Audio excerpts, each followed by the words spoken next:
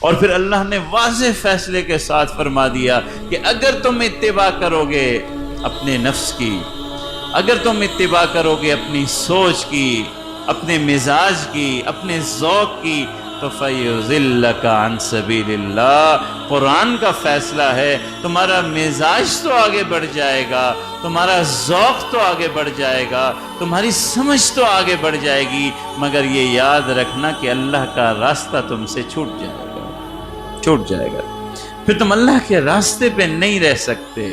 تمہاری مرضی ہے کہ اپنی سوچ پہ چلنا ہے، اپنے مزاج پہ چلنا ہے، اپنے ذوق پہ چلنا ہے، اپنی سمجھ کے مطابق چلنا ہے، یا اللہ کے راستے پہ چلنا ہے، یہ تمہارا فیصلہ ہے۔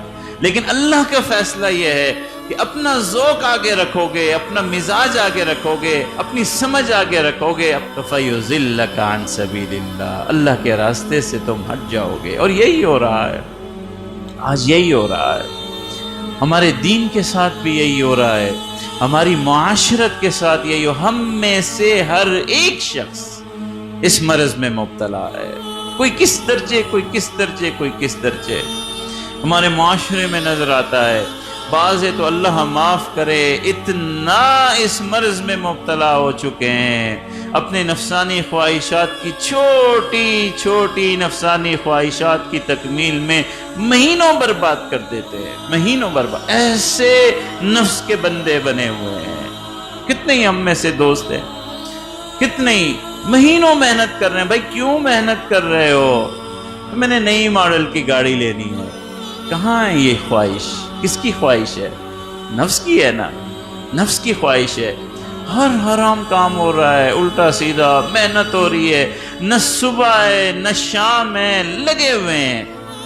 یہ ہے وہ قرآن مجید کی آیت کی تفسیر جس میں قرآن مجید کہتا ہے أَفَرَأَيْتَ مَنِ اتَّخَذَ إِلَٰهَهُ هَوَاهُ، اے انسان تو اس لیے پیدا ہوا تھا کہ تم اپنے حقیقی رب کو راضی کرے گا، صبح و شام تیری فکر اللہ کو راضی کرنے کی ہوگی، وہ تیرا معبود ہے۔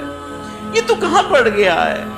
اپنے نفسانی خواہشات کو اتنی اہمیت دے دی ہے کہ گویا کہ تو نے اسے اپنے الہ کے درجے پہ رکھ دیا ہے، اپنے نفسانی خواہشات کو اتنا معتبر کر دیا ہے کہ تیری صبح بھی اسی کے لیے ہو رہی ہے، تیری شام بھی اسی کے لیے ہو رہی ہے، تیرا مزاج حسین بھی اسی وجہ سے ہو رہا ہے، غمگین بھی اسی وجہ سے ہو رہا ہے۔ تو نے اس کو اپنا الہ بنا لیا ہے، کہاں چلا گیا ہے؟ نفسانی خواہشات کو اتنا معتبر کر دیا، اتنا معتبر کر دیا کہ اگر نفسانی کوئی خواہش نہیں پوری ہو رہی تو انسان کمرے میں بند ہو گیا ہے، دروازے بند ہو گئے، نہ کھانے کو دل کر رہا ہے، نہ نماز کو دل کر رہا ہے، نہ روزے کو۔ کیوں بھائی؟ خواہش نہیں پوری ہو رہی، بندہ بن گیا نا، نفس کا بندہ بن گیا، تو اللہ کا بندہ بننے کے قابل ہے۔ اللہ کا یہ مقام ہے، اللہ کی رضا کا یہ مقام ہونا چاہیے، رب الہ ہونا چاہیے، یہ نفس نہیں ہونا چاہیے، یہ نفس نہیں ہونا چاہیے۔